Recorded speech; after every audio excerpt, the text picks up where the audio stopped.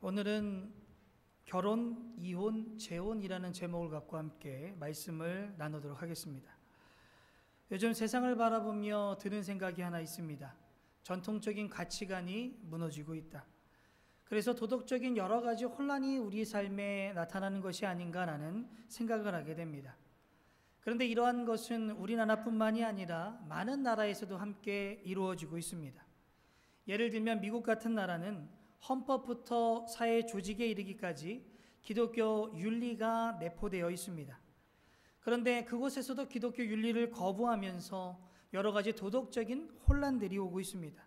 그 결과로 이혼이 급증하고 있고 가정이 파괴가 됩니다. 그리고 한참 열심히 이야기가 나왔던 차별금지법이라는 것이 있습니다. 동성애에 대한 합법화를 위해서 그 움직임 계속해서 일어나고 있습니다. 미국 같은 경우는 주를 정해서 법을 정합니다. 그래서 동성애를 합법화하는 주들이 많이 생겨나기 시작을 합니다. 이러한 혼란들을 통하여 우리가 예전에 생각하지 않았던 질문들을 하게 됩니다.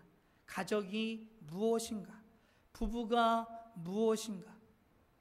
지금은 이런 질문을 통하여 엄청난 혼란을 야기하고 있다는 겁니다. 그래서 오늘 본문은 사도 바울이 고린도 전서의 강의 부분, 정말 결혼, 이혼, 재혼에 대해서 사도 바울이 7장에 이야기하고 있습니다. 그래서 이 시대를 살아가는 우리에게 정말 하나님의 가치관, 하나님의 기준을 정하는데 좋은 주제가 아닌가라는 생각을 하게 됩니다. 그런데 이 설교를 준비하면서 굉장히 유익하다는 생각을 했지만 한편으로는 굉장히 염려가 되었습니다. 왜냐하면 오늘 다루는 주제가 어떤 분들에게는 상처를 받을 수밖에 없는 환경에 놓여 있는 분들도 있기 때문입니다. 혹시 설교 가운데 그런 마음이 들지라도 개인적인 공격이 아니라 하나님의 원리 원칙을 설명한다고 생각하셨으면 좋겠습니다. 그리고 어떤 분들에게는 옛날에 몰랐기 때문에 실수를 했기에 앞으로는 실수를 저지르지 않기 위한 하나의 목적이 있다는 것을 함께 알아가셨으면 좋겠습니다. 오늘 우리가 고린도전서 강해의 7장의 주제는 결혼입니다. 결혼에 관하여 사도 바울이 이야기할 때에 그 밑에 내재되어 있는 것이 있습니다. 바로 독신으로 지내는 것이 좋다는 겁니다. 그럼 왜 사도 바울은 독신으로 지내는 것이 좋다라고 이야기했는가? 독신의 삶을 거시적인 안목으로 볼 때에 다른 인생으로 살아가는 것보다 더 가치 있다라고 생각을 했습니다. 그럼 왜 사도 바울이 이런 생각을 가지게 되었던 것인가? 그것은 그가 이 세상을 잠시 살아간다는 생각 때문이었습니다. 바로 이 세상 잠시 살아간다는 것이죠. 예를 들면 오늘 본문 31절 말씀에 보면 이렇게 이야기합니다. 세상 물건을 쓰는 자들은 다 쓰지 못하는 자같이 하라. 이 세상의 외형은 지나간다라고 이야기합니다. 이것이 무슨 얘기인가 하면 내가 결혼을 한다고 해서 이 세상의 결혼 관계는 유지되지만 천국 가면 아니라는 겁니다. 그러니까 지금 내가 결혼을 해서 잠시 세상을 살아갈 수 있지만 천국에서 영생을 누릴 때에는 별 의미가 없다는 겁니다. 또 반대로 얘기해서 내가 혼자 살아가는 것, 이 세상 가운데 잠시 살아간다. 천국에서 영생을 누릴 때에는 별 의미가 없다는 겁니다. 사도 바울은 잠시 살아가는 이 세상에 초점을 맞추고 있습니다. 그러면서 사도 바울이 이야기하는 것이 있습니다. 바로 우리가 세상을 살아갈 때에는 목적이 있다는 겁니다. 바로 하나님의 사명을 위해서 살아간다는 것이죠. 하나님께서는 우리에게 사명을 주셨고 그것을 가지고 이 땅을 살아가게 하셨다. 이것을 완수하며 살아가는 것이 바로 하나님의 목적, 우리가 살아가야 될 목적이다라고 이야기합니다.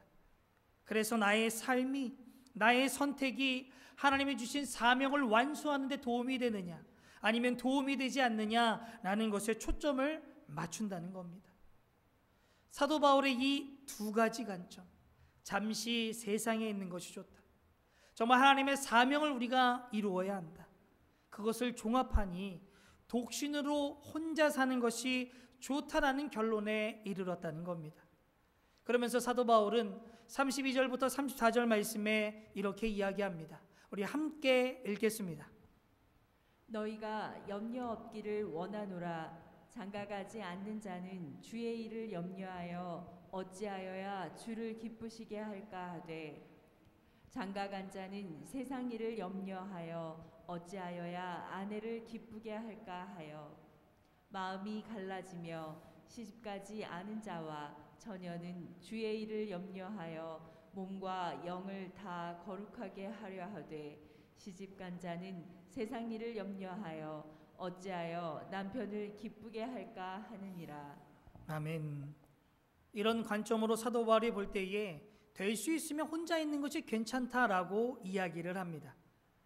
우리 주위를 보시면 혼자 사시는 분들, 나이가 들어서 미혼인 분들을 보면 우리 마음에 이런 시선이 있는 것 같습니다. 뭔가 문제가 있나? 왜 장가나 시집을 가지 못했나? 이 안타까운, 이 불쌍한 눈으로 바라보는 경우가 너무나 많다는 겁니다. 그런데 우리는 이런 눈으로 바라봐서는 안 된다는 것이죠. 어떤 분이 부득불하게 남편과 이혼을 하고 살아갔다고 합니다. 그분이 이런 얘기를 하시더라고요. 자기는 지금 행복하고 정말 보람 있는 삶을 산다고, 특별히 이혼하기 전 생활에 비하면 지금 너무나 행복하다고 이야기를 합니다. 그런데 자신이 그런 이야기를 하면 아무도 안 믿어준답니다. 꼭 거짓말하는 사람처럼 여긴다는 것이죠. 그러면 안 됩니다. 어떤 분들은 선택을 위해서 혼자 살 수도 있고, 또 그런 거를 문제가 있는 사람처럼 생각하든지 불쌍한 사람으로 생각하든지 우리가 그렇게 바라봐서는 안 된다는 겁니다. 그러면 혼자 사는 하는 분들이 꼭 해야 되는 것이 있습니다. 바로 섬기는 삶을 살아야 합니다. 더 많이 섬겨야 한다는 것이죠. 이것이 바로 혼자 사는 사람의 특권입니다. 사실 결혼 문제도 그렇습니다. 내가 안 갔는지 못 갔는지 구분이 안 갑니다. 그러면 상대방의 입장으로 못 간 것이 아니라 안 간 것으로 쳐주시면 됩니다. 정말 내가 안 간 건지 맞는 사람이 없어서 못 간 건지는 모르지만 결혼 정년기가 지나서 한참 되어도 이 결혼 대상자가 나타나지 않을 때에 우리는 한번 생각해 봐야 되시오. 하나님께서 나를 독신으로 부르신 것은 아닐까? 그래서 독신으로 살고 있는 사람은 결혼한 사람을 부러워하거나 자기가 무슨 핸디캡이 있어서 결혼을 못하는 것이 아닌가, 이런 생각을 하는 것이 아니라 독신으로서의 강점을 생각하시길 바랍니다. 바울이 여기서 이야기한 것처럼 결혼한 사람은 많은 것에 매이게 됩니다. 배우자에게 신경을 써야 하고 자녀들에게 신경을 써야 합니다. 그러나 독신이라면 정말 이웃을 위해서, 주를 위해서 마음껏 섬길 수 있다는 것이죠. 그래서 독신을 핸디캡으로 여기지 마시고 이거 갖고 삶을 낭비하는 것이 아닌 결혼한 사람이 할 수 없는 섬기는 삶을, 정말 이웃을 섬기고 하나님을 섬겨서 그 가운데 자신의 보람, 하나님을 기쁘시게 만드는 자가 되기를 소망합니다. 그런데 여기까지만 이야기하면 꼭 결혼하는 게 문제처럼 느껴집니다. 그래서 우리가 꼭 하나 기억해야 되는 것이 있습니다. 독신은 은사라는 겁니다. 독신은 은사다. 사도 바울은 혼자 사는 것을 추천합니다. 오늘 본문 8절에 보면 내가 결혼하지 아니한 자들과 과부들에게 이르노니 나와 같이 그냥 지내는 것이 좋다라고 이야기합니다. 결혼하지 아니한 자들은 호라비를 이야기하죠. 결혼하지 아니한 남자, 결혼하지 않은 여자, 그냥 나와 같이 그냥 지내라, 독신으로 지내라, 가능하면 혼자 지내라 이야기합니다. 그런데 독신은 은사입니다. 각각의 사람은 하나님께 받은 은사가 다 다릅니다. 은사가 아닌데 자신이 주님을 위해서 혼자 살아간다, 이러면 문제가 생기죠. 그래서 사도 바울도 특별히 지적하는 것이 있습니다. 9절 말씀에 보면 만일 절제할 수 없거든 결혼하라. 정욕이 불같이 타는 것보다 결혼하는 것이 나으니라 라고 말씀합니다. 주를 섬기기 위해 혼자 살아가는데 독신의 은사가 아닙니다. 정욕에 시달립니다. 그러면 결혼하라는 겁니다. 가톨릭에 보면 신부나 수녀는 결혼하지 않고 살아갑니다. 그렇게 혼자 주님을 섬기면 왠지 고상해 보이고 아름다워 보입니다. 그런데 독신의 은사가 아닌 사람들이 그곳에 신청하게 되고 지원합니다. 그래서 외로움을 많이 느끼게 되고 알코올에 중독이 되거나 성적인 문제들을 일으키는 것을 바라보게 되죠.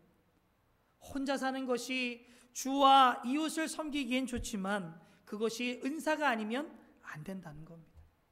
그러면 결국에 좋지 않은 결과를 나타낸다는 것이죠. 그래서 사도 바울이 현실적인 충고를 하는 겁니다. 정욕에 불탄다면 결혼하라. 그래서 우리는 독신의 은사가 혼자 살아갈 때에 그것을 핸디캡 있는 사람으로 바라보서는 안 됩니다. 또한 독신의 은사가 없는 사람이 나는 혼자 살아가겠다라고 이야기해서도 안 된다는 것이죠. 그리고 독신은 은사이기 때문에 우리가 한 가지 더 기억해야 합니다. 내가 혼자 산다고 해서 영적인 사람이 아니다. 헌신적인 사람이 아니다라는 것을 우리가 알아야 한다는 겁니다. 주위에서도 그런 눈으로 바라봐야 한다는 것이죠. 본인도 이런 것에 대해서 자부심을 느껴서는 안 됩니다. 왜냐하면 은사이기 때문이죠. 하나님께서 주신 겁니다. 그것을 갖고 내가 자랑을 한다. 그것은 잘못된 겁니다. 독신은 여러분 은사입니다. 지금 이것이 고린도전서 7장에 잔잔히 흐르고 있습니다. 그러면서 결혼, 재혼, 이혼에 관해서 사도 바울이 이야기합니다. 혼자 있을 수 있으면 혼자 있어라. 그런데 우리가 꼭 기억해야 될 것은 대부분 이 은사를 가지고 있지 않습니다. 우리는 독신의 은사가 대부분 없다는 것이죠. 고린도 교회도 똑같았습니다. 그 가운데 문제가 일어나기 시작합니다. 하나는 고린도 교회 자체, 그 도시가 너무나 문란했기 때문에 교회 안에도 문란한 사람들이 너무나 많이 있는 겁니다. 한쪽 측면입니다. 또 한쪽 측면에는 문란하니 이것을 반대하는 사람들이 나타나게 되죠. 교회에서 그렇게 문란하면 안 된다는 겁니다. 그 문란에서 벗어나야 한다고 이야기합니다. 그런데 이 반대하는 사람들이 하나 더 나아가게 됩니다. 육체는 더러운 것이다. 영지주의의 영향을 받아가지고 결혼을 했어도 경건한 크리스천이라면 성관계를 맺어서는 안 된다라고 이야기를 합니다. 우리 주위에도 이런 분들 있지 않습니까? 정말 경건한 사람, 헌신의 삶을 사는 사람은 부부끼리도 친남매처럼 지내야 한다라고 이야기하는 분들이 있습니다. 은사면 그렇게 하셔도 됩니다. 그런데 대부분은 아니라는 거죠. 그래서 고린도 교회 성도들이 사도 바울의 독신이 좋다라는 말에 오해를 하는 경우가 있었다는 겁니다. 결혼을 해서도 그 말을 지키는 자들이 있었다는 것이죠. 그렇기 때문에 오늘 보면 7장 1절에 사도 바울은 말씀을 이렇게 시작합니다. 너희가 쓴 문제에 대하여 말하면 남자가 여자를 가까이 하지 아니함이 좋다라고 이야기합니다. 아마 사도 바울이 이전에도 편지를 보냈고 고린도 교회도 사도 바울에게 편지를 보냈던 것 같습니다. 그 내용 중에 하나가 남자가 여자를 가까이 하지 않았으면 좋겠다라는 내용이 있었던 것이죠. 사도 바울의 말입니다. 그런데 그 얘기를 들춰내면서 2절에 이렇게 이야기합니다. 우리 함께 읽겠습니다. 음행을 피하기 위하여 남자마다 자기 아내를 두고 여자마다 자기 남편을 두라. 아멘. 여기서 사도 바울은 남자가 여자를 두고 여자가 남자를 두라라고 이야기합니다. 우리가 이것을 지금의 말로 하면 결혼한 자들에게 적용을 한다면 배우자의 성적 욕구에 민감하게 반응하라라고 이야기하는 것과 같습니다. 전통적인 한국 가정에서는 성관계를 원하는 것은 남자이고 그것을 받아주는 것이 아내의 의무처럼 생각을 하는 경우들이 많습니다. 아내가 성적인 관계를 즐기기 시작하면 정숙하지 못한 여인이라고 이야기하는 경우가 있지요. 그런데 우리의 성도 하나님께서 만드셨습니다. 그 자체가 아름다운 것이라는 것이요. 그래서 하나님이 일생을 함께 살아갈 부부로 맺어주신 자들에게 주신 복이 바로 이 성관계라는 겁니다. 그래서 이것을 즐겨야 하고 서로에게 기쁨을 주고 받을 때에 하나님이 기뻐하십니다. 하나님께서 우리가 행복하기를 원하시지 않습니까? 진정한 기쁨을 누리기를 원하지 않습니까? 그래서 하나님께서 주신 부부가 서로에게 기쁨을 주고 받을 때에 하나님께서는 기뻐하십니다. 그래서 크리스천의 성생활은 건강해야 한다는 것이죠. 그럼에도 불구하고 사도 바울 또 성경에서는 자꾸 성에 대해서 부정적으로 이야기하는 것을 발견하게 됩니다. 성이 나빠서가 아닙니다. 아름다운 것인데 이것을 추하게 만드는 겁니다. 이것으로 인해 기쁨을 주어야 하는데 이것을 고통의 도구로 사용하는 경우가 너무나 많다는 것이죠.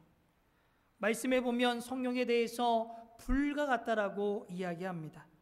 불이라는 것은 난로가 있으면 차가운 손을 녹일 수 있고 온 몸을 녹일 수 있습니다. 불은 우리가 밥을 하고 반찬을 하고 국을 하는데도 많은 도움이 됩니다. 얼마나 유익합니까? 그런데 불이 통제가 되지 아니하면 집을 태우고 산을 태우고 사람을 해할 수 있습니다. 성은 부부라는 관계 속에서 서로에게 아름답게 기쁨을 주는 도구인데 그 범위를 벗어나게 되면 산불과 같은 파괴를 가져온다는 겁니다. 결혼하지 않은 남녀가 가지는 성관계, 배우자가 아닌 사람과 갖는 선관계, 이런 것을 보시면 자신을 파괴하고 가족들의 마음에 상처를 주고 주위 사람들에게 수치를 가져오게 됩니다. 그래서 아름다워야 될 성, 기쁨을 주어야 될 이 성이 이렇게 파괴를 가져오고 아픔을 가져오니 그것을 갖고 자꾸만 이야기하는 겁니다. 성 자체가 나쁜 것은 아니죠. 그래서 사도 바울이 이야기하는 겁니다. 배우자의 성적 욕구에 민감하라는 것이죠. 그러면서 사도 바울이 이야기하는 것은 이것은 서로 상호적이라는 겁니다. 왜 이야기를 하는가? 한국 사회의 모습 가운데 하나는 남자는 원하고 여자는 마지못해 응해주는 모습이 있습니다. 이게 아니라는 겁니다. 남자 여자가 동등하다는 겁니다. 남녀평등 사상이 하나님께로부터 왔죠. 제가 얼마 전에 세미나를 했습니다. 그 세미나 내용 중에 하나가 아내는 남편에게 순종하라는 말을 함께 나누었습니다. 어떤 분들에게는 이것이 받아들이기가 참 힘들었을 겁니다. 그런데 이렇게 이야기하는 이유는 하나님께서 남자와 여자를 다르게 만들어 주셨기 때문입니다. 다르게 만들어 주었다는 것은 행복을 느끼는 방법도 다르다는 거죠. 사실 여자는 순종할 때에 행복하게 되고 남자는 사랑하게 될 때에 행복하기 때문에 하나님께서는 다른 방법을 제시하신 것이지 어떤 신분의 차이는 아니라는 겁니다. 그래서 특별히 갈라디아서 3장 27절부터 28절 말씀에 보면 바울이 이렇게 이야기합니다. 우리 함께 읽겠습니다. 누구든지 그리스도와 합하기 위하여 세례를 받은 자는 그리스도로 옷 입었느니라. 너희는 유대인이나 헬라인이나 종이나 자유인이나 남자나 여자나 다 그리스도 예수 안에서 하나이니라. 아멘. 말씀에 보면 하나다라고 이야기합니다. 신분의 차이가 없다는 거죠. 그러면서 오늘 본문의 사도 바울은 또한 이렇게 이야기합니다. 3절과 4절 말씀에 보면 남편은 그 아내에 대한 의무를 다하고 아내도 그 남편에게 그렇게 할지니라. 아내는 자기 몸을 주장하지 못하고 오직 그 남편이 하며 남편도 그와 같이 자기 몸을 주장하지 못하고 오직 그 아내가 한다라고 이야기합니다. 이것을 어디까지 이야기하는 것이냐면 어떤 분은 너무나 거룩해서 집에서 기도하고 성경 말씀만 읽습니다. 성관계를 안 한다고 이렇게 밀어나는 경우도 있다는 것이죠. 잠시는 그럴 수 있지만 계속해서 그래서는 안 된다는 겁니다. 그러면서 5절과 6절 말씀에 보면 이렇게 이야기합니다. 우리 함께 읽겠습니다. 서로 분방하지 말라. 다만 기도할 틈을 얻기 위하여 합의상 얼마 동안은 하되 다시 합하라. 이는 너희가 절제 못함으로 말미암아 사탄이 너희를 시험하지 못하게 하려 함이라. 그러나 내가 이 말을 함은 허락이요 명령은 아니니라. 아멘. 계속해서 상대방을 밀어내서는 안 된다는 겁니다. 하나님은 부부의 성관계를 기쁨으로 주셨는데 상대방을 기쁘게 하는 것이 바로 우리의 책임입니다. 남자의 책임이기도 하고 여자의 책임이기도 합니다. 그런데 이 성관계라는 것이 기쁨이 되어야 되고 사랑의 표현이 되어야 하는데 왜 피합니까? 예를 들어 아내가 그것을 피한다면 대부분 피곤해서 그렇습니다. 가정 돌봐야죠. 애들 봐야죠. 직장 다니는 사람도 많이 있습니다. 만약 남편이 그것을 원한다면 가서 설거지도 해주고 아이도 돌봐주고 덜 피곤하게 만들어주는 겁니다. 성경에 이것이 의무이니 이렇게 이야기할 필요가 없다는 것이죠. 또한 아내들도 마찬가지입니다. 아내가 원한다면 남편을 통해서 좋은 음식을 주고 예쁘게 보이고 기도 살려주고 하면서 우리가 할 수 있다는 겁니다.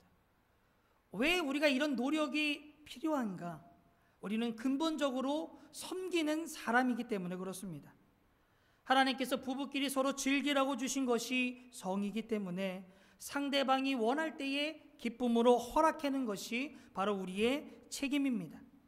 그래서 우리는 나는 배우자를 위해서 기쁘게 할 책임이 있다는 것을 꼭 기억하셔서 그 기쁨을 함께 누리며 살아가는 저와 여러분이 되기를 주님의 이름으로 소망합니다. 이렇게 결혼에 대해서 이야기한 다음에 사도 바울은 이혼에 관해서 말씀을 해줍니다. 이혼을 한마디로 이야기하면 안 된다는 겁니다. 크리스천 이혼은 안 됩니다. 이런 마음을 갖고 사는 것이 좋습니다. 말라기 하나님께서 이렇게 말씀하시죠. 2장 16절 말씀에 보면 나는 이혼하는 것을 미워한다. 주 이스라엘 하나님이 말한다. 아내를 학대하는 것도 나는 미워한다. 나 만군의 주가 말한다. 그러므로 너희는 명심하여 아내를 배심하지 말아라 라고 이야기합니다. 그 당시 이혼한다는 것 하나님께서 굉장히 싫어한다 말씀합니다. 그런데 그 당시 여자의 그런 주의가 약했기 때문에 대부분의 이혼은 남자가 했다는 겁니다. 하나님께서 남자에게 이야기하는 겁니다. 이혼하면 안 된다. 아내를 학대해서는 안 된다는 것이죠. 그런데 요즘은 여자들도 생활력이 좋아져서 남편을 버리는 경우도 있습니다. 이제는 모두에게 적용이 되는 말씀입니다. 크리스천은 이혼하지 말아야 한다. 그런데 고린도 교회에 문제가 생깁니다. 둘 다 교회를 다니지 않다가 한 명의 배우자가 교회를 다니기 시작합니다. 예수님을 믿게 되죠. 믿는 사람은 상대방 배우자에게 참 잘해주는 겁니다.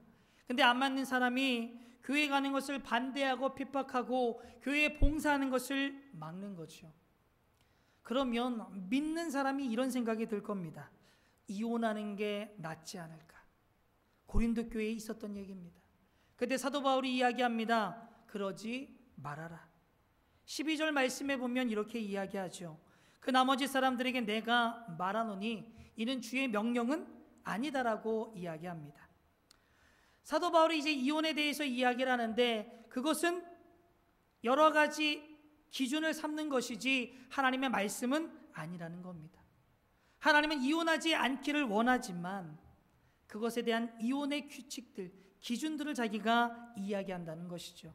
그러면서 그 이혼할 수 있는 이유를 설명합니다. 12절부터 13절 말씀 함께 읽겠습니다. 만일 어떤 형제에게 믿지 아니하는 아내가 있어 남편과 함께 살기를 좋아하거든 그를 버리지 말며 어떤 여자에게 믿지 아니하는 남편이 있어 아내와 함께 살기를 좋아하거든 그 남편을 버리지 말라. 아멘. 서로 믿음이 다를지라도 이혼하지 말라는 겁니다. 우리 주위에 가끔 보면 정말 하나님을 믿으면서 너무 좋아서 목회자가 되겠다, 선교사가 되겠다 하면서 그 길로 나아가는 분들을 봅니다. 근데 그 중에는 배우자가 있는데 배우자와 합의를 하지 않고 배우자를 그냥 버리고 이혼하고 떠나는 분들이 있음을 발견하게 되죠. 이거는 하나님의 뜻을 모르는 겁니다. 이혼하면 안 됩니다. 하나님께서 정말 부르셨다면 부부 같이 부르시겠죠. 배우자가 아니라고 하면 안 부른 겁니다. 그걸 이혼하고서 나는 선교사 가겠다, 목회자 되겠다, 하나님의 부름을 잘못 해석한 겁니다. 이혼은 안 됩니다. 그렇다고 해서 이혼이 용서받지 못할 죄도 아닙니다. 이혼했기 때문에 죄책감에 빠진 분들이 있다면 그럴 이유가 없습니다. 예수님께서 마태복음 5장에 보시면 이혼의 가능성에 대해서 이렇게 이야기합니다. 32절 말씀에 보면 나는 너희에게 이르노니 누구든지 음행한 이유 없이 아내를 버리면 이는 그로 가늠함이요 또 누구든지 버림받은 여자에게 장가가는 자도 가늠한 자다라고 이야기합니다. 예수님께서 이혼은 안 된다, 이것은 우리의 철칙입니다. 기준입니다. 하지만 이혼이 되는 예사항이 있다는 겁니다. 바로 배우자가 음행한 경우죠. 음행 때문에 이혼했다, 사실 문제가 되지 않습니다. 피해자입니다. 그러면 이혼할 수 있다는 거죠. 이혼한 것 용서받지 못할 죄는 아닙니다. 본문에서 그런 얘기를 합니다. 믿지 않는 배우자라고 할지라도 본인이 괜찮다고 하면 같이 살아야 하지만 예외적인 또 이야기를 합니다. 15절 말씀에 보면 믿지 않는 사람 쪽에서 헤어지자고 하면 헤어져도 됩니다. 믿는 형제나 자매가 이런 일에 얽매일 것이 없다라고 이야기합니다. 믿지 않는 자가 믿음의 이유로 헤어지자고 하면 헤어져도 된다는 겁니다. 그런데 사도 바울이 이혼하면 안 된다는 이야기를 했기 때문에 그것을 마음에 품고 믿지 않는 자가 믿음 때문에 이혼하자고 해도 그것을 잡는 분들이 있다는 겁니다. 꼭 그러실 필요 없다는 겁니다. 그럴 때는 예외적으로 이혼의 길로 나아갈 수도 있다는 거죠. 음행하고 있을 때에, 정말 배우자가 믿음 때문에 이혼하자고 했을 때에 여러 가지 가능성이 열려 있다는 겁니다. 또한 사도 바울이 이런 얘기를 합니다. 11절 처음에 보시면 만일 갈라섰으면 이라고 시작합니다. 11절 앞에 있는 10절 말씀에 보면 이혼하지 않는 것이 하나님의 뜻이다 라고 강력하게 사도 바울이 이야기했는데 11절에는 만일 갈라셨으면 이혼의 가능성을 열어두고 있습니다. 우리의 철칙은 이혼하지 않는 겁니다. 그러나 예외적인 조항, 그것이 우리에게 문제가 됐을 때에는 이혼의 길로도 나아갈 수 있는 방향이 있다는 거죠. 예를 들면 배우자가 노름에 빠졌거나 마약에 빠졌을 때, 자녀들을 비롯한 가정의 생계를 위협할 때에, 그러면 이혼할 수도 있는 것 같습니다. 배우자가 폭력을 행사해서 목숨의 위협이 있을 때에 그러면 이혼할 수도 있는 것 같습니다. 그런데 이혼을 생각할 때 우리에게 중요한 한 가지가 있습니다. 바로 11절 말씀에 보면 만일 갈라섰으면, 이혼했으면 그대로 지내든지 다시 그 남편과 화합하든지 하라라고 이야기합니다. 많은 크리스천들이 이 말씀에 대해서 생각을 안 합니다. 이혼은 여러 가지 이유로 가능할 수 있지만 이혼한 다음에 우리가 선택할 것은 딱 두 가지밖에 없습니다. 그냥 그 다음에 혼자 살든지 아니면 그 사람과 다시 화합하든지 하는 것밖에 없다는 것이죠. 큰 문제로 인해서 이혼할 수 있지만 그 이혼의 목적이 있습니다. 이혼은요, 그 이혼을 통해서 배우자가 충격을 받아서 다시 회개하고 돌아오는 것에 목적이 있다는 겁니다. 그래서 이혼에 대한 가능성을 열어놓은 거죠. 그래서 화합하라 라고 이야기하는 겁니다. 그럼 우리가 화합할 때까지 언제까지 그 사람을 기다려야 하는가? 상대방이 죽거나 상대방이 재혼하게 되었을 때에 아마 자유로워지는 것 같습니다. 이렇게 이혼을 얘기하고 재혼에 대해서 이야기합니다. 특별히 재혼에 대해서 이야기할 때 우리가 꼭 기억해야 되는 것이 있습니다. 재혼은 믿는 사람과 해야 합니다. 재혼은 믿는 사람과 하라. 오늘 보면 39절 말씀에 보면 이렇게 이야기합니다. 아내는 그 남편이 살아있는 동안에 매여 있다가 남편이 죽으면 자유로워 자기 뜻대로 시집을 갈 것이나 주 안에서만 할 것이다 라고 이야기합니다. 주를 섬기는 자와 할 것이다. 바로 믿는 사람과 결혼하라, 재혼하라 이야기합니다. 그 이유는 하나님께서 이 땅에 우리를 보내주신 사명 때문에 그렇습니다. 결혼할 때에도 이 사명을 붙들고 그 배우자와 함께 이루어 나가는 겁니다. 결혼할 때도 그렇지만 재혼할 때에도 함께 사명을 이루어 갈 수 있는 배우자를 준 겁니다. 그래서 믿는 사람과 하라라고 이야기하는 거죠. 어떤 분들은 믿지 않는 사람과 결혼을 하면 죄처럼 이야기하는 분들이 있습니다. 그분들이 인용하는 구절이 고린도후서 6장 14절 말씀이죠. 말씀에 보면 너희는 믿지 않는 자와 멍에를 함께 매지 말라. 의와 불법이 어찌 함께하며 빛과 어둠이 어찌 사귀냐라고 이야기합니다. 그런데 안 믿는 사람과 결혼하는 것 죄는 아닙니다. 안 믿는 사람하고 결혼했다고 죄가 되겠습니까?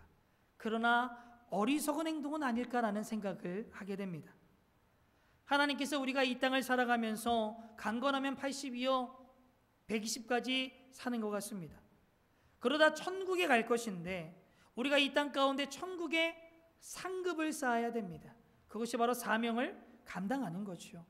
그러면 천국 상급을 쌓을 수 있는 그 연수가 80에서 120년입니다. 우리는 사명을 위해서 부름을 받았습니다. 안 믿는 사람과 결혼을 하면 이 사명을 포기할 수밖에 없게 된다는 거죠. 그래서 사도 바울이 이렇게 이야기합니다. 16절 말씀에 보면 아내된 자들이여 내 남편을 구원할는지 어찌할 수 있으며 남편된 자여 내가 내 아내를 구원할는지 네가 어떻게 알 수 있느냐라고 이야기합니다. 이 말씀에는 두 가지가 내포되어 있습니다. 이혼하지 않고 함께 살아가면 배우자에게 좋은 영향력을 끼쳐서 그 사람도 하나님을 믿을 수 있게 만들 수 있다. 한 면이 있고요. 또 한 가지의 면은 그렇게 네가 있으면 남편을 구원하기 위해 아내를 구원하기 위해 노력하지만 정말 그 목표가 이루어질 수 있느냐라고 우리에게 질문하는 겁니다. 그렇기 때문에 예수 믿지 않는 사람과 결혼 생각이 있으면 그분이 예수를 믿게 한 다음에 결혼을 하든지 아니면 믿는 사람과 결혼해야 됩니다. 그래야 하나님 주신 인생을 우리가 저버리지 않을 수 있다는 것이죠. 오늘은 고린도전서 7장 말씀을 통하여 하나님의 가치, 하나님의 기준에 대해서 함께 나누어 보았습니다. 바로 결혼과 부부관계, 이혼과 재혼에 대해서 이야기를 나눕니다. 이 모든 것의 중심은 이 세상은 잠시 있다 가는 겁니다. 영생에 비추어 보면 우리가 지금 살아가는 세상은 그리 길지 않습니다. 그렇기 때문에 우리는 이 땅을 살아가면서 하나님께서 우리에게 주신 사명을 감당하여 정말 상급을 온전히 쌓으며 살아가시기를 소망합니다. 특별히 여러 가지 문제들이 우리에게 있을 겁니다.